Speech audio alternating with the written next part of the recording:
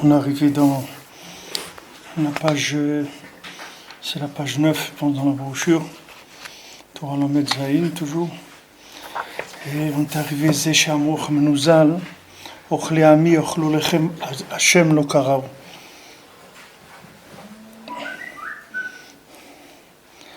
Rav Amar Elu Adayanim, Shmuel Amar Elu Melamde Tinokot. Donc les Chaim, ils ont dit, ceux qui mangent le pain de mon peuple, parce qu'ils n'ont pas appelé Hachem.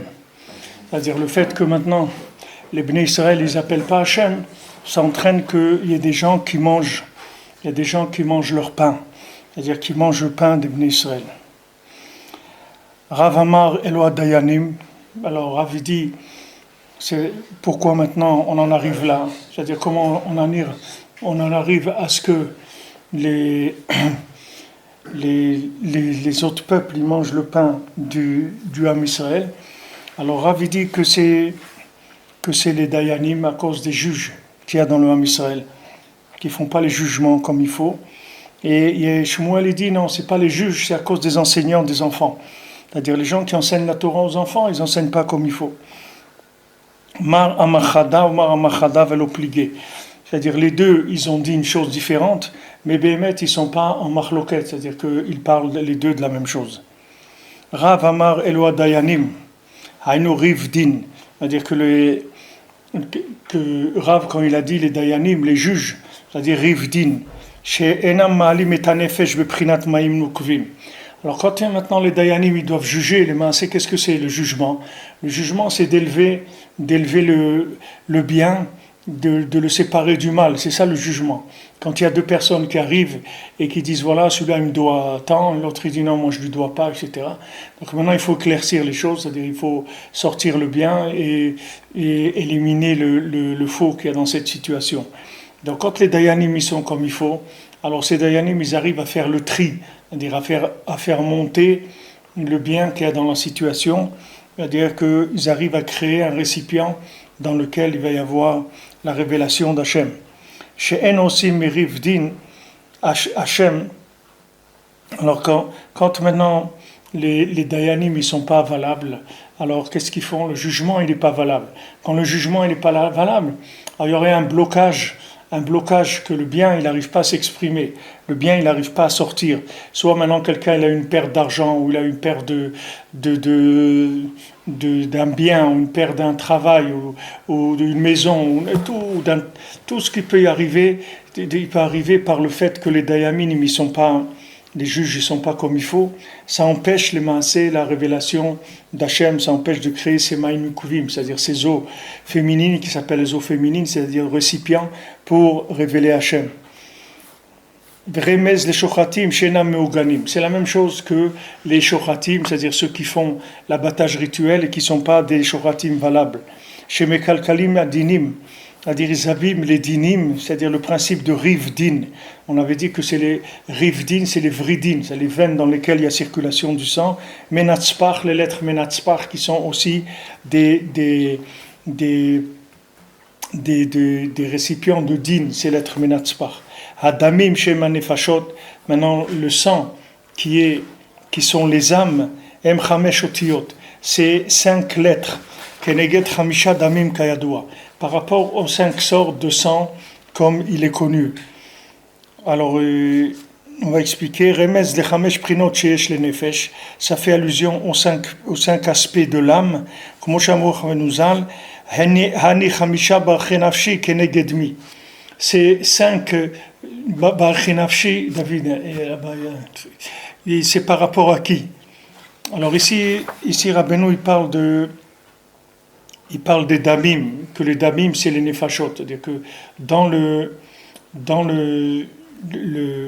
nefesh, le nefesh, il se trouve dans le dam.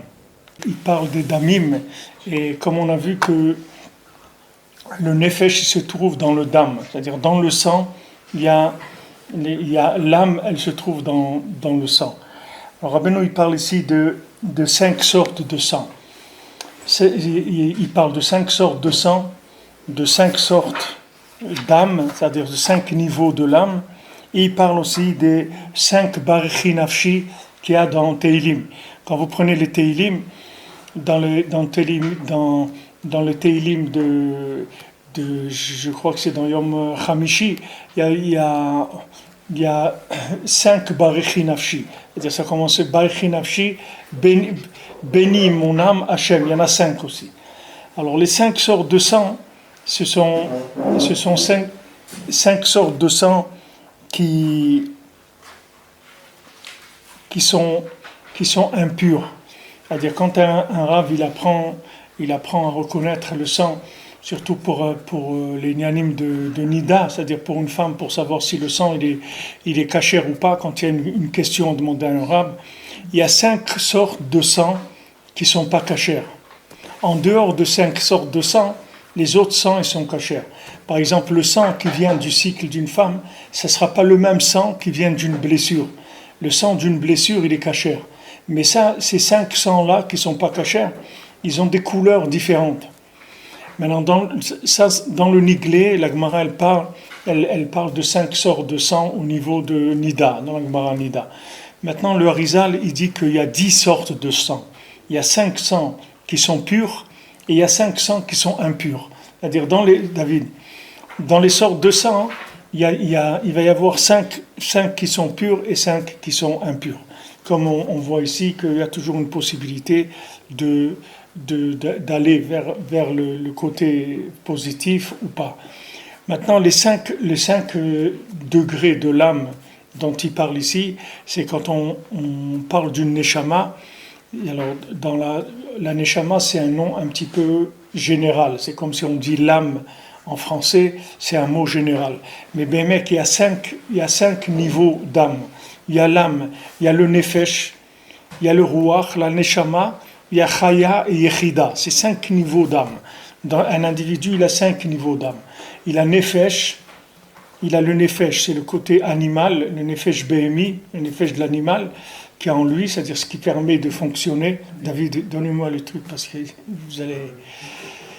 il y a le nefesh behemi de l'âme, il y a le souffle, le ruach, il y a la neshama, et il y a la chaya et yechida, qui sont des autres niveaux qui sont des niveaux plus élevés de l'âme. Donc, il y a 5 niveaux dans l'âme aussi. Et il y a ces 5 Barechi Nafshi qu'on voit dans le Teilim, que David Amelech il a écrit 5 Mizmorim de Barechi Nafshi. Comme on fait Rosh Chodesh, Barechi Nafshi, alors ça c'est un des 5, celui qu'on dit à Rosh Chodesh. Alors Rabbeinu ici, il amène le Inyan de 5 et il dit que donc on voit que le sang qui contient l'âme, lui aussi il a un principe de 5, comme l'âme. De la même manière que l'âme elle a un principe de 5. Alors la neshama aussi. Il y a un problème avec le son, Raj. Ah. Donc dans le sang, il y a 5 sangs et il y a 5 niveaux d'âme et il y a 5 Barechi Nafshi. Rabbeinu il pose ces éléments-là. On verra Bezat Hashem après, quand on va ouvrir ces choses-là, on verra Bezat Hashem plus en profondeur. Au Shmuel Amar Elom Al. Donc ça c'est d'après Rav qui dit que quand il y a des mauvais dayanim, ces mauvais dayanim-là, ils entraînent qu'il n'y a pas de parnassa dans l'Am Israël, c'est-à-dire que ce sont les autres peuples qui mangent le pain du Am Israël. Parce que ces dayanim-là, les mansés, quand ils ont un jugement devant eux, c'est comme quelqu'un qui a 2 routes devant lui, il doit choisir une route, une des deux, parce qu'il n'y en a qu'une seule qui va l'amener à bon port. Donc quand les dayanim, ils ont une question à trancher, il faut qu'il soit bien pour pouvoir trancher et qu'il tranche un din qui est bien. Parce que s'il ne tranche pas bien le din, la halacha, alors c'est la même chose. C'est-à-dire qu'ils vont commencer à faire des circuits qui sont des courts-circuits, les masses. Ça fait des courts-circuitages d'évolution spirituelle dans le monde. Et Shmuel, il dit c'est pas les dayanim, ce sont les enseignants des enfants. C'est-à-dire qu'est-ce qu'ils font? Par leur façon d'enseigner aux enfants, ils abîment le souffle des enfants dans lequel il n'y a pas de faute.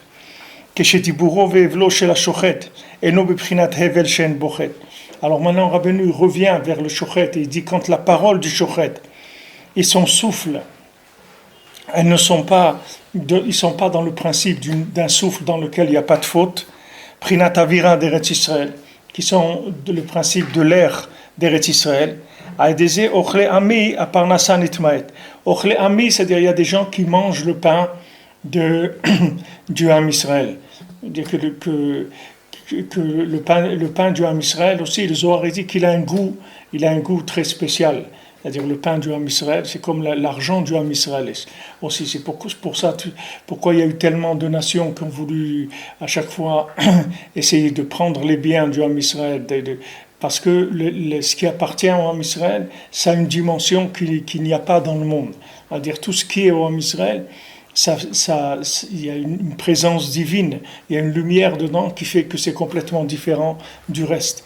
Donc maintenant, la clipa, bien qu'elle a son manger à elle, c'est-à-dire qu'Hachem lui donne son manger, mais comme la clipa, elle n'est pas comme les nations, elles ne sont pas dans le degré de la parole.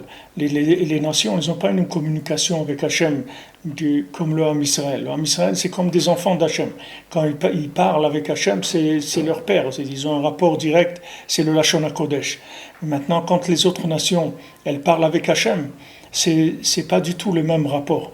Donc la parnassa que reçoivent les nations par rapport à la parnassa du Ham Israël, c'est pas du tout la même chose. C'est-à-dire c'est pas la même, ça contient pas les mêmes éléments. Donc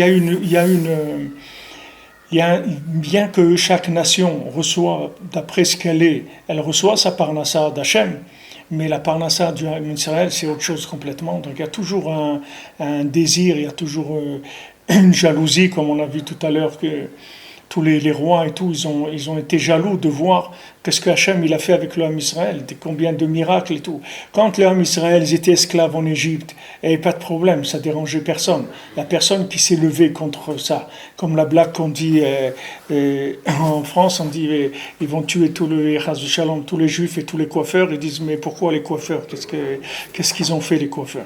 C'est-à-dire les juifs c'est normal, c'est-à-dire la Sheila c'est que c'est les coiffeurs. Il paraît quand les Bnei Israël ils étaient esclaves en Égypte, il n'y a aucun peuple qui s'est levé pour essayer de dire mais attendez, pourquoi vous rendez esclave ce peuple, etc. Mais quand on est sorti et qu'ils ont vu tous les miracles qu'Hachem nous a fait, là à ce moment-là ils ont commencé à... Pas besoin d'aller si loin, Pas besoin d'aller si loin. 70 ans, Personne s'est levé, Par contre, quand on revient ici, alors là, on a tout le monde contre nous. Oui, c'est-à-dire je parle des choses en général pour essayer de... C'est-à-dire j'évite, si je rentre dans Charlie, on risque d'être un peu, de dévier un petit peu. Donc le principe général, c'est que il y a un rapport entre Hachem et le Ham Israël qui fait que les nations elles essayent de dévier un petit peu ce qui est envoyé au Ham Israël, parce que ça n'a pas les mêmes qualités. Il y a quelque chose qui est contenu dans la parnassa du Ham Israël qui n'est pas dans la parnassa des autres nations. Donc bien que chaque nation elle reçoive sa parnassa, il y a toujours qu'on dit ici ochle ami, c'est-à-dire ils veulent toujours manger le pain du peuple d'Hachem. Donc maintenant qui est-ce qui entraîne ça les massés? C'est-à-dire qui est-ce qui entraîne Voilà, le shochet, les enseignants, les dayanim, et même les gens dans le Ham Israël qui mangent pas kasher comme il faut, tout ça, c'est des gens qui entraînent que ce qui doit nous arriver normalement, ça passe du côté de la Sitra Achara. Parce que du moment où ces gens-là qui se trouvent au croisement des chemins, c'est-à-dire qu'ils se trouvent au moment où il faut libérer l'âme, la faire monter de tout ce qui est matériel et animal, la faire monter au niveau de la parole, ceux qui sont à ces endroits-là, ils ne le font pas, alors l'âme, elle est déviée vers des mondes où elle va les masser servir, elle va servir d'autres intérêts que de révéler Hachem.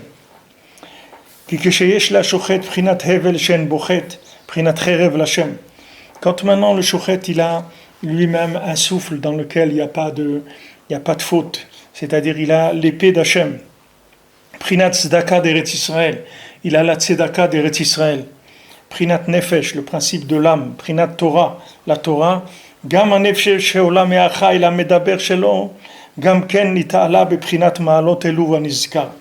Alors même l'âme qui s'élève du chai, c'est-à-dire de l'animal qu'il est en train maintenant de sacrifier, même ce nefesh-là, il monte dans la parole, il monte en Eretz Israël, il monte dans le Ruach HaKodesh, il monte dans toutes ces choses-là. Donc le shochet, c'est-à-dire le shochet,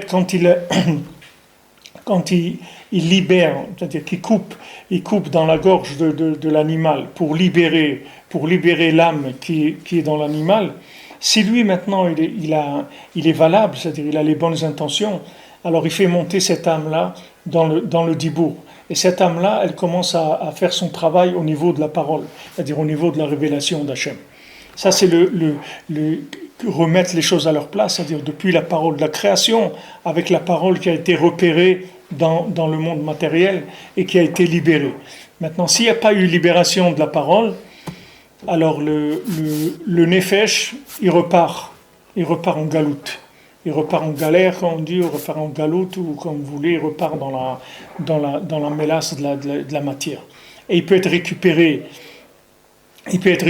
donc par les nations, et après c'est ce qui expliquera qu'il y aura des guérims, qu'il y aura des gens qui vont se convertir. Ce sont ces âmes-là qui sont parties les masser. À un moment, cette âme-là, elle devait avoir sa délivrance par un shochet qui devait faire son travail, ou par un dayan qui devait faire son travail, ou par un enseignant qui devait faire son travail, ou par quelqu'un qui devait manger quelque chose et faire la bracha comme il faut. Il n'a pas fait la bracha, ou l'autre il n'a pas fait ça, ou chacun il n'a pas assumé le relais. C'est-à-dire au moment du relais, il n'a pas assuré la passation des événements comme il faut. Il n'a pas fait passer les choses comme il faut. L'âme, elle a été décalée. Donc cette âme après, elle se trouve emprisonnée dans des clipotes. Et cette âme qui se trouve emprisonnée des clipotes, après, des fois, elle est obligée soit de se réincarner dans des animaux, ou des fois pire, ou des fois se réincarner dans des êtres humains, mais des gens qui sont pas juifs, ou des fois même se réincarner dans des juifs, mais des juifs comme on le verra après, des juifs qui sont pas des juifs tellement dans la Torah et tout. Des fois il y a des tzadikim qui naissent dans des familles qui sont pas des familles qui vont leur donner les moyens d'être des tzadikim. Et des fois ces âmes-là, elles arrivent à percer et à sortir. On a vu ici, Baruch Hashem, on a eu Meir Shalom ici avec nous, qu'on voyait un tzaddik, c'est-à-dire tous les gens ils essayaient de lui dire viens, le tennis, la piscine, les trucs et tout. Il ne comprenait pas de quoi les gens ils parlaient. C'est-à-dire lui c'était chatzot, l'étude, la prière, et tout. C'est-à-dire les gens ils ne comprenaient pas, parce que les gens qui étaient autour de lui, ils disaient mais attends, mais on te connaît, allez, t'es notre copain. Il y a pas de, parce que c'est des âmes très élevées on verra que le côté de la Sitra, elle essaie de les faire sortir dans des endroits de juifs qui sont traditionnalistes, autres qui sont pas au niveau de cette âme-là. Mais cette âme-là, si elle naît dans une famille qui est au niveau de lui donner les récipients de ce qu'elle est, alors c'est des lumières qui enlèvent le libre arbitre au monde. Donc la Sitra Chara, elle s'arrange à ça. Pardon? Que veut dire prédéterminé? C'est-à-dire que Bémet, quand elle vient au monde, cette Neshama, quand elle vient au monde, là où elle va être, prédéterministe dans le sens où elle doit faire son travail, c'est-à-dire c'est plus difficile pour certains que pour d'autres, c'est-à-dire s'il est dans une famille qui est dans la Torah, alors là, effectivement, ça va être certainement plus simple. Il aura peut-être d'autres difficultés, mais pour lui, c'est pas plus simple. Mais s'il est dans une famille qui est pas vraiment dans la Torah, alors il a son propre travail à faire. Ouais. Est-ce que c'est pas prédéterminé? C'est pas prédéterminé, c'est-à-dire que c'est comme si vous dites c'est comme si vous dites quelqu'un vous avez sali ses vêtements. Maintenant il doit aller dans un endroit où on lave les vêtements.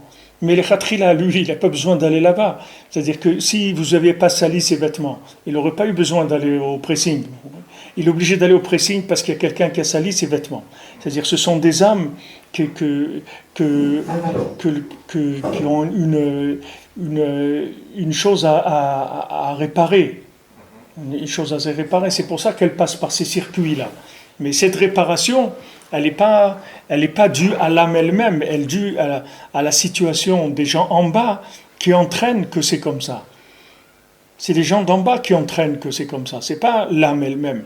L'âme où elle est. Si c'est une âme qui revient réincarnée, alors ça peut être une âme qui a eu comme réparation qu'elle doit venir et réparer telle chose ou telle chose. Mais si par exemple quelqu'un d'en bas, il se trouve, comme on voit ici, à un moment de relais, il assume pas le relais comme il faut, il fait que l'âme, elle part dans ces endroits-là. Après, il faudra faire ce qu'il y a à faire pour la ramener. D'après ce que vous dites là, il n'y a pas de prédéterminisme sur là où il va aller. Donc il y a un travail à faire, mais il n'est pas responsable directement de ce... Il peut être responsable et pas responsable, ça dépend. Vous avez fait un cours il y a quelques mois sur Mashiach. Et ce cours-là, le titre, c'était Mashiach va venir d'une famille qui n'est pas très reluisante. Ouais. Donc là, vous dites le contraire. C'est-à-dire que Non, c'est la même chose. Je vais le dire encore maintenant. Et je vais vous donner plus de précision encore sur ça. Mais le principe que le Mashiach, il doit sortir d'une famille qui n'est pas très, très religieuse, ça vient de la situation du Ham Israël. Ça vient du manque de clarté dans lequel on travaille. Puisque maintenant on n'est pas clair par rapport au relais, c'est-à-dire on n'assume pas les relais comme il faut. Par exemple, quand vous parlez d'Eretz Israël, Eretz Israël c'est une terre pour la Torah, pour les mitzvot. Maintenant, quand vous parlez d'Israël en tant que nation et en tant que pays sans Torah, c'est-à-dire quand les gens ils veulent pas accepter que Israël c'est le pays des Juifs, ils disent non, Israël c'est le pays des Israéliens, pas des Juifs. Ça veut dire israélien, ça veut rien dire israélien. On peut être musulman, catholique, hindou, n'importe quoi et être israélien. Tandis que quand vous dites c'est le pays des Juifs, c'est terminé. C'est-à-dire que c'est la terre des Juifs. Mais ça, ces déterminations-là, c'est-à-dire ces mots, ils sont extrêmement importants. Et vous voyez que tout pourquoi on est maintenant dans des élections et tout, c'est qu'à cause de ça. Parce qu'il a dit maintenant, on va dire que la terre, c'est le pays des Juifs. Dès qu'il a dit ça, tous ils se sont levés. La gauche, l'extrême gauche, l'extrême haut, en bas, tous, ils sont devenus fous. Je dis quoi? Mais ça y est, c'est la fin. Ça veut dire que c'est le règne des religieux, des trucs, etc. Alors maintenant, quand vous dites pas les choses clairement, quand les choses ne sont pas claires, c'est-à-dire quand vous dites un juif, c'est quelqu'un qui habite en Israël, c'est pas vrai. Quelqu'un qui habite en Israël, c'est pas obligatoirement un juif. Est-ce un Israélien, c'est un juif? Non. Quelqu'un peut être israélien et pas juif. Mais cette notion-là de Israël et pas juif, ça n'existe pas. Ça n'existe pas. C'est-à-dire, vous ne pouvez pas dire que quelqu'un il est israélien, il a un passeport israélien avec une menorah, et c'est pas un juif. Alors il y a quelque chose qui ne marche pas. C'est-à-dire je vous donne un exemple, c'est l'exemple qu'on est là-dedans. Je vous donne cet exemple, ça c'est valable pour tout. Quand vous savez pas ce que c'est la parnassa, le travail quand vous le présentez pas de façon claire, la nourriture, le sommeil, le mariage, l'éducation, les écoles, les trucs, tout ça, quand c'est pas clair, ça fait que toutes ces situations sont mélangées. Ces situations de mélange, elles font que ce qui doit descendre d'en haut, ça descend aussi dans une mélasse, vous comprenez? Ça descend pas clair. C'est le travail des idéologies. Elles font toujours ça, les idéologies. Ou la philosophie, c'est-à-dire on vide les mots de leur sens pour les appliquer sur autre chose. Voilà, il y a d'autres choses qui viennent se greffer. Il y a d'autres choses qui viennent se greffer. Et les gens qui voudront se rapprocher de la vérité, ils auront beaucoup de tri à faire pour pouvoir rentrer. Parce que ça ne va pas être clair. Mais Mashiach, quand il va venir, tout va devenir clair. Parce que lui, il va enlever tout va tomber. C'est-à-dire tous les masques, tous les mélanges, ils vont tomber. Il va rester, chaque chose va se mettre à sa place. Un oiseau, ça va être un oiseau, un homme, ça va être un homme, un juif, ça va être un juif, un non-juif, ça va être un non-juif. Chaque chose va se mettre à sa place. Et elle va être évidente, et elles vont fonctionner à sa place. Mais tant qu'on n'est pas là, on vit dans des mélanges. Alors, ce que Rabbeinu donne comme Eitzot ici, c'est-à-dire, il nous parle des points sensibles qui créent la plupart des mélanges. C'est-à-dire qu'il nous dit, par exemple, que le shochet, le dayan, l'enseignant, la personne qui vient manger, toutes ces choses-là, ce sont des choses qui créent les mélanges. C'est-à-dire que quand ces endroits-là de relais, ils ne sont pas assurés comme il faut, c'est-à-dire que les gens ne font pas ce qu'ils doivent faire, ils doivent savoir qu'ils créent de la mélasse dans le monde. C'est-à-dire qu'ils mélangent encore. Ils réinvestissent les capitaux dans des trucs qui sont encore mélangés. Et encore mélangés. Maintenant, Maintenant, Rabbeinu, dans le derrière qu'il amène, Rabbeinu, il a pas peur de ça. Rabbeinu dit, continuez à produire, même si vous voyez que ça part là où ça part, vous occupez pas. Il va y avoir un moment où il y aura un coup de sifflet, tous les éléments ils vont rentrer à la maison. Rabbeinu l'a dit, ayez des enfants, qui soient n'importe comment qu'ils soient. Il y a des gens, ils se plaignent, les pauvres, ils ont des enfants, ils sont mariés avec des non-juifs, d'accord? Maintenant, eux-mêmes, ils ont des enfants. Maintenant, la maman, elle est mariée avec un non-juif, elle ne veut pas faire la brit mila à son fils. Il dit, qu'est-ce que veut faire la mila à mon fils? Son père, il n'est pas juif, pourquoi tu veux que je fasse la mila? Elle dit, alors maintenant, vous lui expliquez, mais attends, mais toi, tu es juif, ton fils, il est juif. C'est des mélanges, mais Rabbeinu, il dit, t'occupe pas de ça. Avance, c'est tout. Avance. Fais. Il y a un moment où il va y avoir un coup de sifflet. Tous les éléments, ils vont reconnaître leur père, ils vont revenir au bercail. Mais ne t'empêche pas de faire parce qu'il y a ce problème-là. C'est comme en Égypte, quand Paro il a dit tous les garçons, vous les jetez à la mer, et à l'eau, et vous faites vivre les filles. Alors il y avait qui? Lévi, lui, il ne voulait pas avoir d'enfants. Il dit, mais toi tu es pire que Paro. Parce que Paro, il a dit que les garçons, toi t'as enlevé Birlal, c'est-à-dire on ne va pas avoir d'enfants de peur qu'un garçon il tombe dans le Nil, c'est-à-dire dans les fleuves de l'hérésie, de la mécréance, etc. Et alors, et la fille, elle peut vivre, pourquoi tu vas empêcher? Ne fais pas comme ça, avance, c'est tout. Fais, même si ces choses elles sont mélangées, c'est pas grave. Fais, parce qu'il y a un moment où il va y avoir un tri qui va se faire. Il y a un moment où le tri va se faire. Et ça, c'est une grande consolation dans ce qu'on fait. Parce que nous aussi, tout ce qu'on fait, même quand nous on fait une mitzvah, elle a peut-être, dedans, il y a peut-être un millième de trucs valables, ou un 10 millième. C'est, le reste, c'est du brassage d'air, vous comprenez? Il n'y a pas vraiment quelque chose c'est pas une mitzvah comme si un tzaddik qui fait. Mais ça fait rien. Cette chose-là, il y a un moment où tout va monter. C'est que la Gemara dit, quand elle parle de Shabbat, elle dit que le Chazan, il regarde où les enfants ils lisent. À Chazan, c'est-à-dire, le Chazan, c'est le Melamed. Ça s'appelle Chazan dans le Lachon de la Torah. On l'appelle Chazan. Aujourd'hui, on appelle Chazan le Shaliach Tzibour, c'est-à-dire celui qui fait la prière ou la synagogue. Mais Chazan, c'est celui qui enseignait aux enfants. Maintenant, le Chazan, pourquoi il s'appelle Chazan? Parce que c'est la chambre rosée, c'est-à-dire c'est un visionnaire. C'est-à-dire lui, il enseigne aux enfants, il regarde où les enfants ils lisent. C'est-à-dire que lui, il est capable de voir le bien qu'il y a dans l'enfant et l'attacher au Beth Amikdash. C'est-à-dire ce bien-là, il l'attache au Beth Amikdash. C'est-à-dire il est capable de construire mamash le Beth Amikdash avec le bien qu'il y a dans chaque enfant. Et Menachem hier, je parlais avec quelqu'un, et il m'a dit que le mashgiach d'un cheder ici, de Dushinsky, le mashgiach du cheder, il disait aux enseignants, il disait, chaque enfant qui vient ici, qui rentre, qui s'assoit dans la classe, il peut être Moshe Rabbeinu. Il faut que vous le sachiez ça. Ne vous laissez pas prendre par l'apparence de l'enfant, qu'il est turbulent, qui casse des stylos, qui saute, qui crie et tout. Ne regardez pas ça. Ça, c'est l'enveloppe qu'il a, parce qu'il il est né comme il est, dans les conditions où il est né, etc. Mais à l'intérieur, il y a une neshama. Cette neshama, elle peut arriver à être Moshe Rabbeinu. Nous, c'est à ça qu'on enseigne.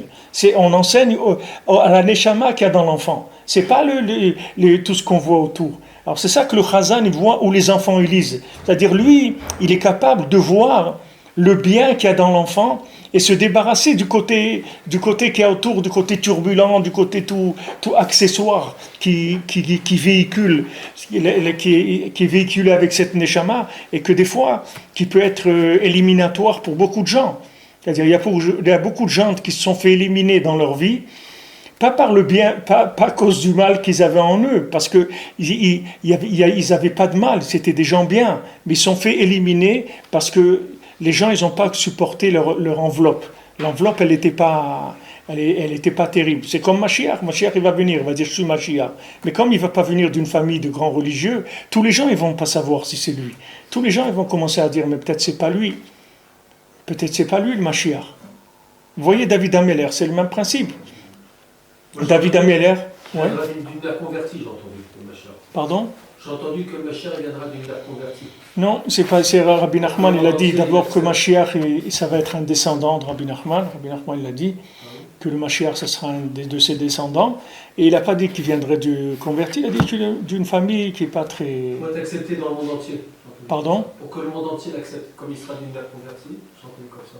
Mais les gens ils vont l'accepter quand il va parler. Je dis, les gens ils vont l'accepter tout de suite parce qu'ils vont entendre une parole qu'ils n'ont jamais entendue. Ils vont entendre la vérité pure. Et tout de suite ils vont savoir que c'est lui. Mais le plus dur, ça va être les religieux parce que les religieux ils auront plus d'exigences. C'est-à-dire ils seront plus exigeants au niveau des signes. C'est beaucoup plus difficile. Donc celui maintenant, ce Shochet là, que maintenant il a ces qualités dont on a parlé maintenant, alors lui il va mamash libérer l'âme et elle va pouvoir monter. Et alors maintenant Zayin, Rabbeinu dit Zayin, on est déjà rentré un petit peu là-dedans. C'est ce que la Gemara dit, c'est-à-dire le même de Rabbi Yehuda ben Betera, il a dit faites attention à trois choses. Et ça c'est la troisième chose. On avait vu, il avait parlé de deux choses avant. Maintenant ça c'est la troisième chose. Que maintenant faites attention aux enfants de gens qui ne connaissent pas la Torah. C'est-à-dire il y a des gens qu'on appelle les peuples de la terre. Amaharet, ça veut dire que c'est des gens comme on dit du terroir comme ça, des gens qui sont des paysans, c'est-à-dire qu'ils connaissent pas la Torah. Alors faites attention à leurs enfants. Il y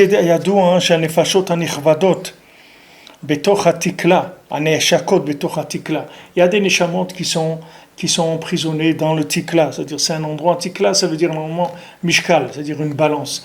Il y a des âmes qui sont prises dans un monde qui s'appelle, Rabbeinu dit ici un mot bazoar, les klipat noga, les pris dans la klipat noga. La klipat noga, c'est une klipa, c'est pas quelque chose de bien, mais c'est quelque chose qui est un endroit de passage pour les âmes. C'est-à-dire c'est pas le tov, c'est pas le bien, c'est pas le ra'agamour non plus, c'est pas entièrement mal, c'est noga. C'est-à-dire que c'est un endroit où il y a du bien et il y a du mal. Maintenant, tout là où on se trouve, nous, en général, c'est Klipat Noga. C'est-à-dire là où on agit, nous, c'est Klipat Noga. La Parnassa, c'est Noga. Le manger, c'est Noga. Le mariage, c'est Noga. Le sommeil, c'est Noga. Tout ce avec quoi nous, on est en contact, tout le temps, tous les jours, c'est Klipat Noga. C'est-à-dire, c'est une Klipa, parce que ce qu'elle veut, c'est ne pas laisser sortir le bien qu'il y a, mais il y a du bien. Il y a du bien aussi. Alors, il dit qu'il y a des neshamot qui sont à Shukot, qui sont prisonnières dans ces klippas de Noga. Maintenant, cette klippat Noga, elle veut garder l'âme en elle, c'est-à-dire elle ne veut pas la laisser partir. Alors, qu'est-ce qu'elle fait? Elle fait naître ces âmes-là dans le zivouk, c'est-à-dire dans l'union, dans la procréation d'un amaharetz. C'est-à-dire quand quelqu'un est un amaharetz, quelqu'un qui ne connaît pas la Torah, il va vouloir avoir des enfants, alors elle va essayer de mettre une âme importante dans cette naissance-là. Pour que cette âme-là, elle reçoive le plus de saleté possible, c'est-à-dire qu'elle se salisse le plus possible. C'est-à-dire elle va les mettre dans quelqu'un qui est un homme grossier, c'est-à-dire lourd, qui est un consommateur. Elle va essayer de faire naître cette âme-là dans ces conditions-là, de manière que cette âme-là, elle ait un vêtement qui ne ressemble pas du tout à ce qu'elle est. Comme nous tous qu'on est là. Comment on est sorti de là où on est sorti? C'est-à-dire pourquoi on est là? C'est-à-dire comment on est arrivé là? C'est pas cette école-là qu'on nous a inscrit quand on était petit.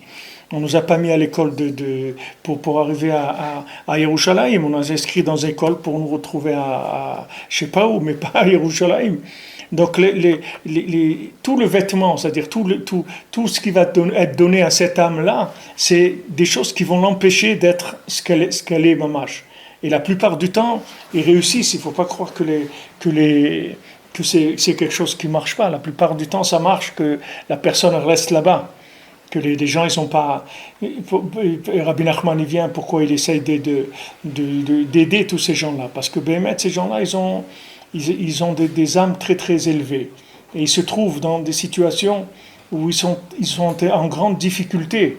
C'est-à-dire, ils n'arrivent pas à fonctionner comme il faut, ils n'arrivent pas à faire la Torah comme il faut, ils n'arrivent pas à faire tchouva comme il faut. Et eux, ils pensent qu'ils ne sont pas bien.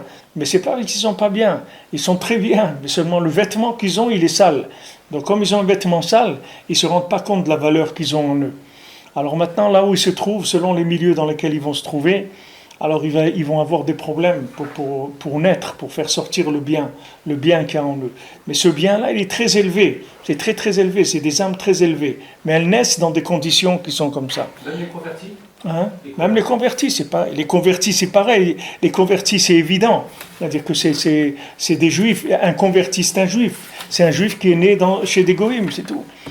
Il a eu comme vêtement on lui a donné comme vêtement d'être goy. Mais c'est la même chose, un Baal Tshuva, un goy, un guerre, c'est la même chose. Rabbi Nachman, il parle des deux étant exactement la même chose. Quand vous naissez dans une famille qui ne vous apprend pas la Torah, c'est comme si vous êtes né chez des goïms, c'est la même chose. C'est exactement pareil. C'est même pire. C'est même pire. Parce que des juifs qui ne font pas la Torah, ils reçoivent une touma beaucoup plus grande qu'un goy. C'est-à-dire, par exemple, Chas v'Shalom, un juif qui est né d'une maman qui est nida, qui n'allait pas au mikvé, c'est pire qu'un goy, la touma qu'il a. Parce que lui, pour se débarrasser des clipotes qu'il a, il faut qu'il travaille 10 fois plus qu'un guerre. Parce qu'un guerre, quand il se convertit, il devient quand même un bébé qui vient de naître. Il n'y a pas de touma. La touma, chez les goïms, c'est rien du tout. Un goy, quand il meurt, il n'y a pas de touma. Vous pouvez mettre un goy mort à côté de vous dans la maison, vous pouvez faire des brachot, vous pouvez mettre votre filet et tout. Un juif mort, vous ne pouvez pas. Parce qu'un juif, quand il meurt, il y a de la touma. Un goy, quand il meurt, il n'y a pas de touma. Parce que la touma, elle ne vient pas là où il n'y a pas des choses à prendre. La touma, elle vient là où il y a quelque chose pour elle. Elle va se nourrir, elle va se détourner des choses. Donc maintenant, il faut savoir que quand un juif il est né dans des conditions qui sont des conditions pas valables, c'est-à-dire pour la Torah, il peut être beaucoup plus handicapé qu'un guerre.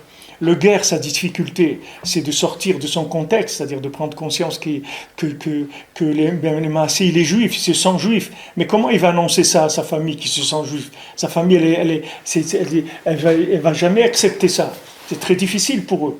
Tous les parents, les frères et sœurs de gens qui se convertissent, c'est très dur pour eux. Ils ne comprennent pas. Ils prennent les gens pour des fous, les gens qui se convertissent. Mais les Maasé, cette personne qui se convertit, c'est ni son frère, ni son père, ni sa mère. C'est rien. C'est un juif qui est né, qui était de passage.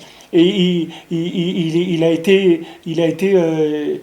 a dormi quelque temps chez eux, c'est tout. Et maintenant, il reprend sa route, c'est tout. Mais il n'est pas de la famille. Il ne fait pas partie de la famille du tout. C'est un juif qui a été parachuté dans une famille de goïm. Et maintenant, il s'en va. Alors eux, ils ne comprennent pas, ils disent, mais qu'est-ce que tu fais, etc. Mais lui, sa difficulté, c'est une difficulté plus sociale. C'est-à-dire qu'il a une difficulté, une lutte. D'abord, il se sent toujours en dehors, il ne se sent pas qu'il fait vraiment partie du peuple juif, il se sent tout le temps, c'est très dur cette chose-là. Mais quelqu'un, un Baal Tshuva, quelqu'un qui est né d'une famille qui n'était pas religieuse, il a des paquets énormes sur lui. Il doit travailler, il doit nettoyer, il faut qu'il prenne des douches tous les jours, il faut se laver tous les jours. Il y a la yeshiva ici, Dushinsky, il nettoie un petit peu les gens.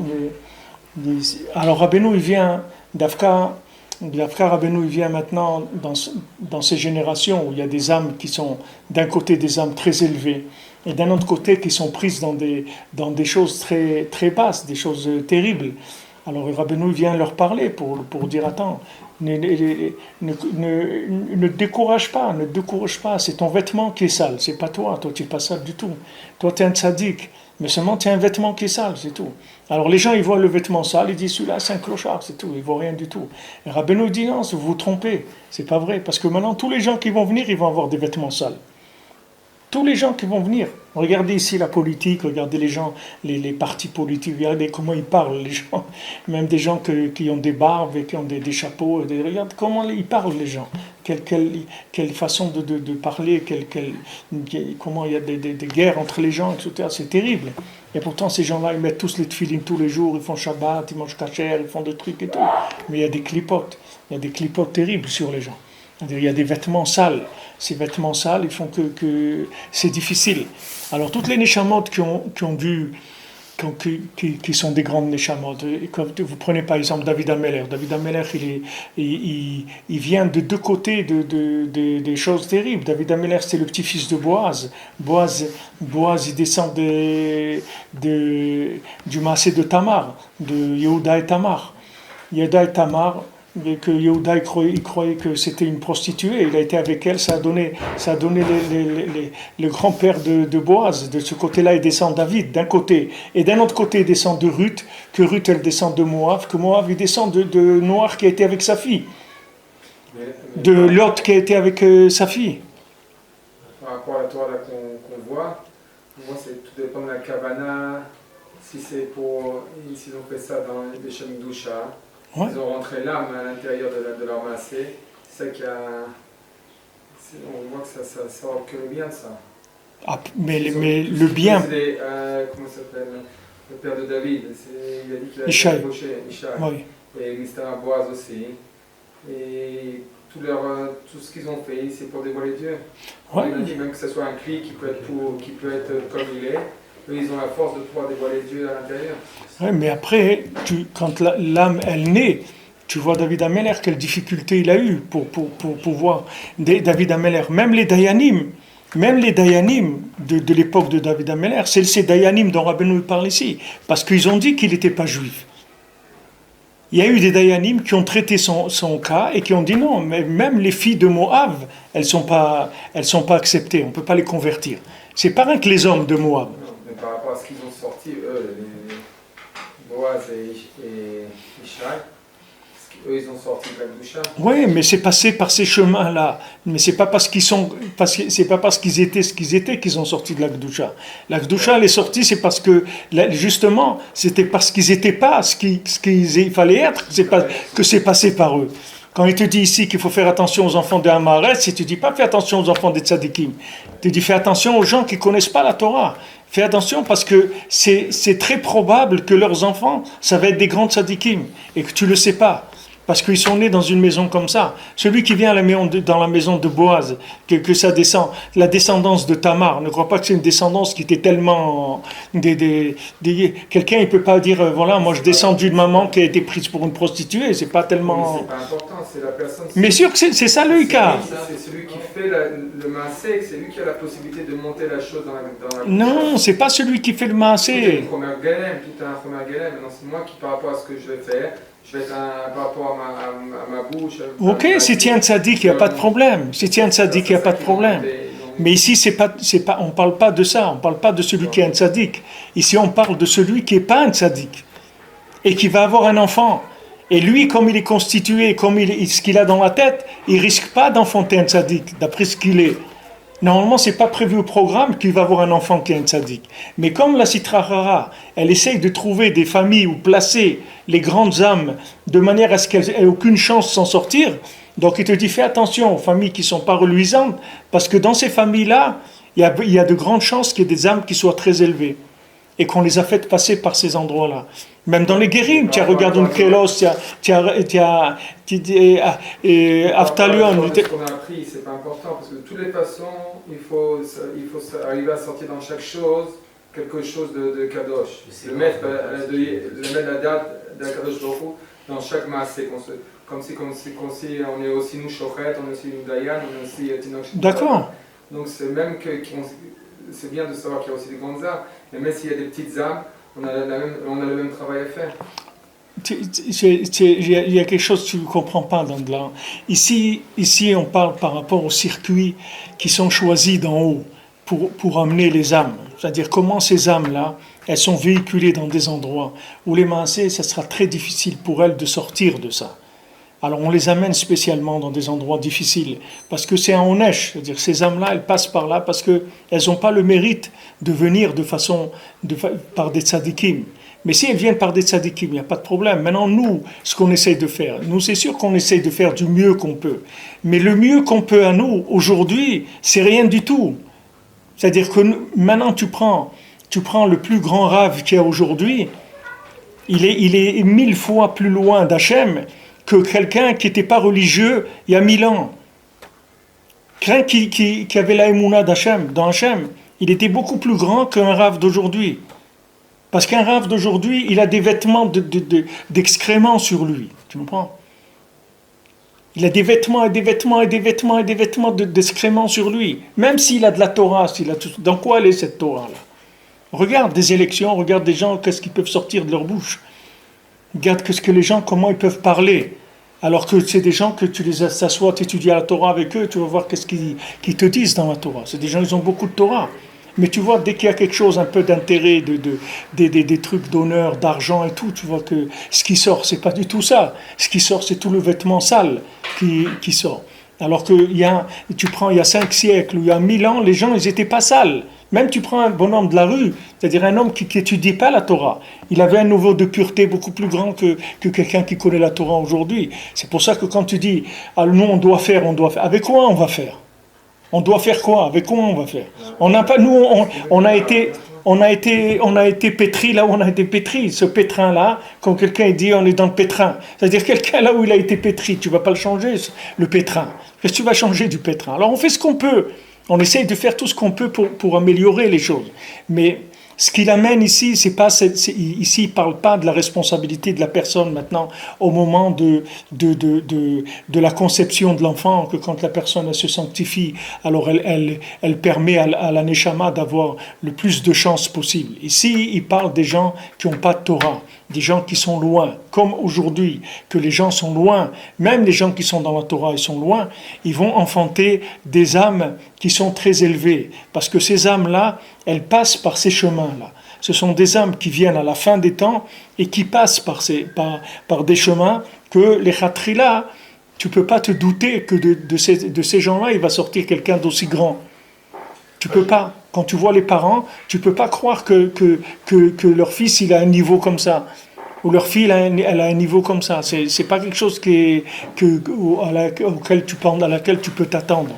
Alors c'est de ça qu'il parle ici. Moi, j'ai entendu une fois qu'on disait que le Mashiach il viendra par rapport à une histoire sale, parce que pour pas que le Satan il se mêle, le Satan il se mêle pour que le Mashiach puisse naître.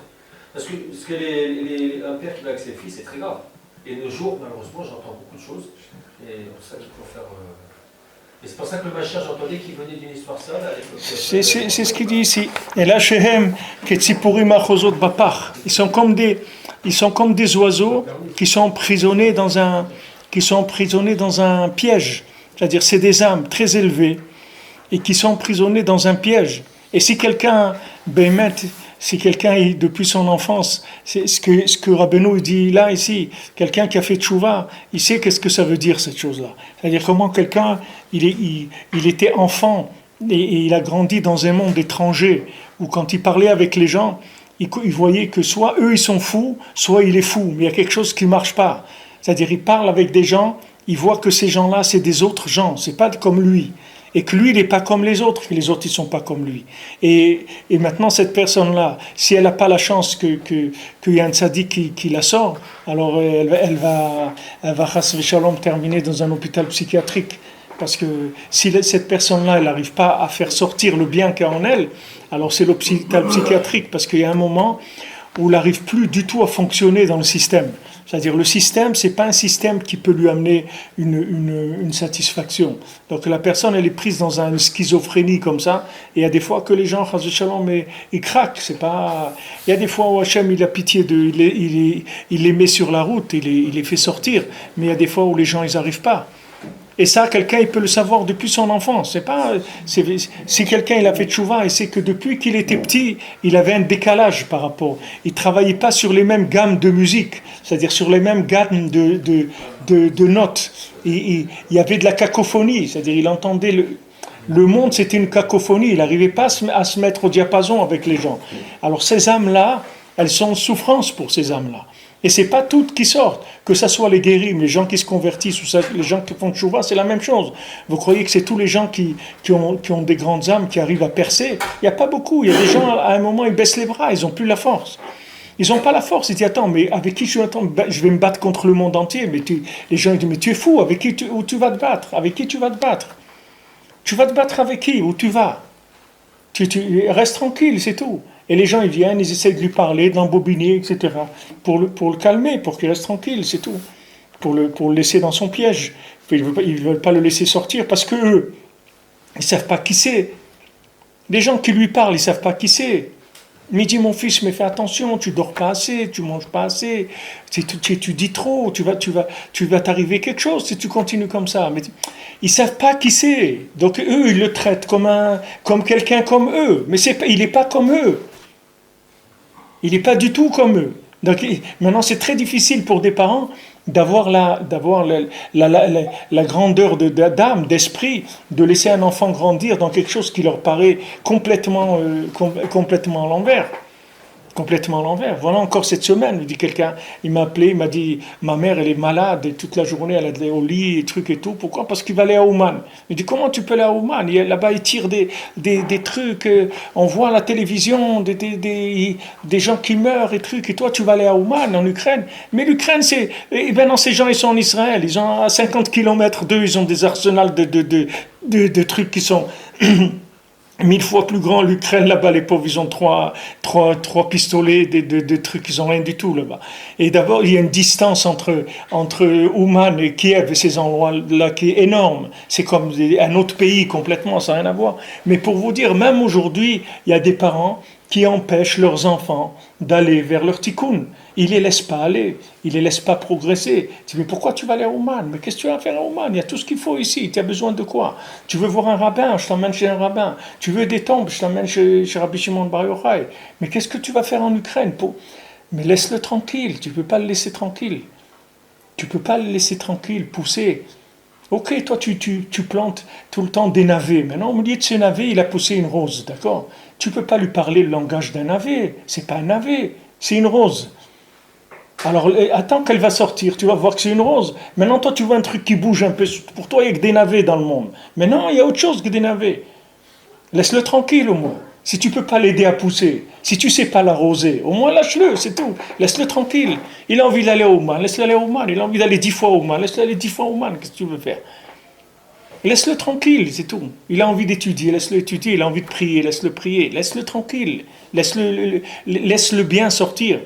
Alors maintenant, quand quelqu'un il sait ça, il sait ce que Rabbeinu dit ici, alors il prend les enfants avec des pincettes, c'est-à-dire qu'il sait qu'il peut y avoir des enfants, il peut avoir des enfants qui sont beaucoup plus grands que lui, qu'il doit lui leur embrasser la main. Et quand ces enfants ils rentrent, lui il doit se lever.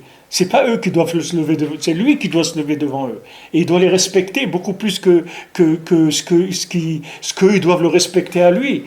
Mais il faut le savoir, ça. C'est-à-dire, si quelqu'un ne sait pas, alors il croit que tout celui qui enfante, il enfante quelqu'un plus petit que lui. D'ailleurs, tous les gens, ils croient que les parents, ils sont plus grands que les enfants. Mais c'est pas vrai. C'est pas vrai. C'est pour ça que Rabbeinu, il rapporte dans Sipurim Maasiot que quand ils étaient tous dans une tour et ils ont demandé aux gens de sortir, ils ont dit que le plus vieux, il sorte. Alors, c'est un bébé qui est sorti. Alors, il dit, mais attends, le plus âgé, on a dit le plus âgé. Il dit, mais c'est lui le plus âgé. C'est le bébé. C'est lui le plus âgé. Parce que ça commençait à tourner à l'envers. C'est-à-dire, celui qui en savait le moins, c'est lui qui en savait le plus. Donc maintenant, le plus âgé, il est sorti les massés en dernier. Et le plus jeune, le bébé, il est sorti en premier. Il dit, c'est vrai que moi, je sais rien. Mais dans ce rien que je sais tout. C'est-à-dire, je me rappelle de tout et de rien en même temps. C'est-à-dire, c'était un bébé qui se rappelait de tout et de rien en même temps. C'est pourquoi? Parce que comme il est né maintenant dans ce système à l'envers, alors tu vas voir dans des gens qui sont apparemment très loin de la Torah, très loin d'Hachem, et qui vont avoir des enfants qui sont très grands. Et ils ont intérêt à les respecter. Et ici, on va voir qu'il faut être mechabed otam, il faut les respecter. Parce que le respect qu'on leur donne, c'est ça qui va leur permettre de grandir. Et quand un enfant il exprime un besoin, il veut quelque chose que toi tu ne comprends pas, ok? Il veut faire des télim, il veut se lever à Chatzot, il veut faire des choses, laisse-le tranquille, laisse-le tranquille. Je connais quelqu'un à Paris, Baruch Hashem, maintenant c'est déjà des années, ça maintenant il va déjà marier ses enfants. Mais quand au début il a fait tchouva, il voulait faire Tikkun Chatzot, il était obligé d'avoir une pile sous les couvertures. Si jamais son père il voyait qu'il se levait au milieu de la nuit un truc, il le frappait. Il ne voulait pas absolument. Et le gosse, il avait 14 ou 15 ans, et il brûlait pour Avodat Hashem. Mais laisse-le tranquille. C'est pas des duplicata, c'est pas des photocopies, les gens. Tu peux très bien avoir un enfant qui est 1000 fois plus grand que toi. 1000 fois plus grand que toi. Alors respecte-le, c'est tout. Respecte-les tous. Et en les respectant, tu vas leur donner, comme on a vu au début, qu'est-ce que c'est le kavod? Le kavod, c'est pour donner à la possibilité à la personne de sortir tout le bien qui est en elle, c'est tout. Du moment où tu le respectes et tu l'honores, la personne elle va sortir tout ce qu'il y a de meilleur en elle. Et tu vas voir que c'est un tzaddik. Tu vas voir que tu savais pas comment toi tu as eu le mérite d'avoir un enfant tzaddik. Alors c'est ces chemins-là, ces choses-là, elles sont passées par là. Même David Ameller, voilà, ses frères, ils étaient contre lui, son père, il était contre lui. Tout le monde était contre lui. Personne ne savait, personne ne pouvait imaginer que c'est David Ameller, que c'est Mashiach. Personne. Hein? Yosef aussi, Yosef c'est moi, mais il y a aussi ce même prina-là, c'est-à-dire que le tzaddik il est toujours comme il est en avance par rapport au monde, alors il y a toujours un print. Mais ça c'est déjà marloquette dans la Gdusha. Ici on parle ici on parle dans la poubelle elle-même, c'est-à-dire que le bonhomme il est vraiment pas au niveau de se rendre compte de qui c'est ses enfants. C'est-à-dire il sait pas. Il ne peut même pas apprécier la grandeur de ses enfants, parce qu'il ne sait même pas ce que c'est. Il n'a pas de rapport avec ces niveaux-là.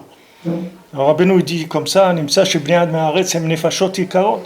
les enfants des gens qui sont des ignorants en Torah, ce sont des âmes qui sont précieuses.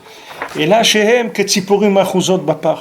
sont comme des oiseaux qui sont emprisonnés dans des pièges, comme des oiseaux dans un piège, mamash. Et donc maintenant Rabbeinu dit que Rabbeinu, Bezrat Hashem, on fera demain, Rabbeinu va dire comment on sait maintenant que c'est des grandes âmes.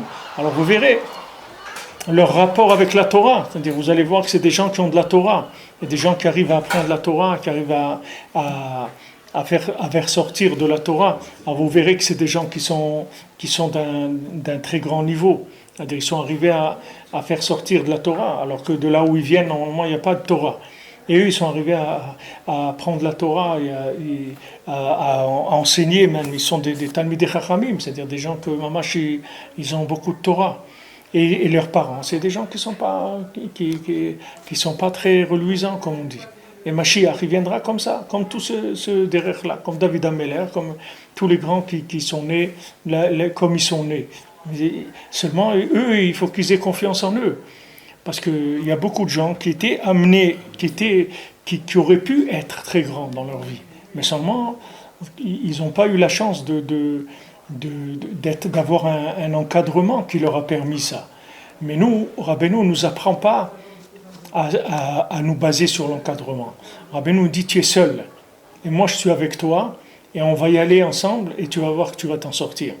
Mais Rabbeinu, il donne pas du tout d'appui ni sur la famille, ni sur les amis, ni sur les rabbins, ni rien du tout.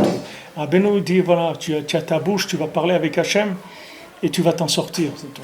Et le bien qui est en toi, il va sortir. N'attends pas que la sviva, que ton entourage, n'attends pas ce que l'entourage il va te donner la force d'être qui tu es. Ne compte pas sur ce qui t'entoure. Compte sur toi-même, sur le tzaddik, sur Akadosh Baruch Hu, c'est tout. Ne compte pas sur des gens qui vont t'aider à sortir le bien qui est en toi. Et des fois, il y a des gens qui vont t'aider dans ta vie, ils vont t'aider sur une période. Ils vont t'aider à faire un morceau de chemin. Comme quelqu'un qui te prend stop, il te fait faire 100 km. Mais après, il faut que tu descendes, il faut que tu continues ta route. C'est pas parce que tu as fait du stop avec quelqu'un que tu vas t'arrêter. Si lui, il s'arrête à un endroit, tu dis, bon, puisque vous arrêtez là, moi aussi, je vais m'arrêter là. Non, il t'a fait faire un morceau de chemin, allez, il faut continuer. Il ne faut pas t'arrêter. Il ne faut pas t'arrêter, il faut continuer. Malheureusement, ceux qui sont basés sur ceux qui sont des gens dépendants de l'entourage, en général, ils n'arrivent pas à sortir de là où le bien qu'il y a en eux. Ils arrivent au maximum à quelque chose de correct par rapport à l'entourage, mais ils n'arrivent pas à sortir ce qu'ils ont à l'intérieur. Ce qui est à l'intérieur, ça n'a de rapport avec aucun entourage. Il faut avoir un rapport individuel avec Hachem. C'est-à-dire le rapport, tu as Hachem, tu as le tzaddik et tu as ta neshama, c'est tout. Ça, c'est l'arbre de vie. Le reste, ne t'occupe pas. Il ne faut pas t'occuper ni de tes parents, ni de tes amis, ni de ta famille, ni de personne. Parce que personne ne sait qui tu es. Personne ne sait qui tu es. Il n'y a que le tzaddik et Hachem qui savent quelle est ta neshama. Personne d'autre ne sait dans le monde quel neshama tu as. Personne ne sait. Donc toi, n'écoute pas ce qui entoure, surtout quand ils essaient de te freiner et de t'empêcher. Fais ce que tu as à faire, plutôt. Ce que tu as à faire, fais-le. Et si tu ne fais pas ce que tu as à faire, c'est dommage. C'est dommage. Regardez dans votre vie, si vous aviez écouté tout le monde, où vous seriez aujourd'hui. Il y a un moment où on peut écouter personne. Il y a un moment où il faut prendre l'avion, faire la valise et on y va, c'est tout. Si quelqu'un, il fait pas ce qu'il a à faire, si les gens ils vont lui dire « Non, d'un truc, mais regarde, tu aurais pu devenir, tu avais un avenir brillant. » Prends tout ça. Garde-le tout ça pour toi. Mais en Hachem, on continue demain.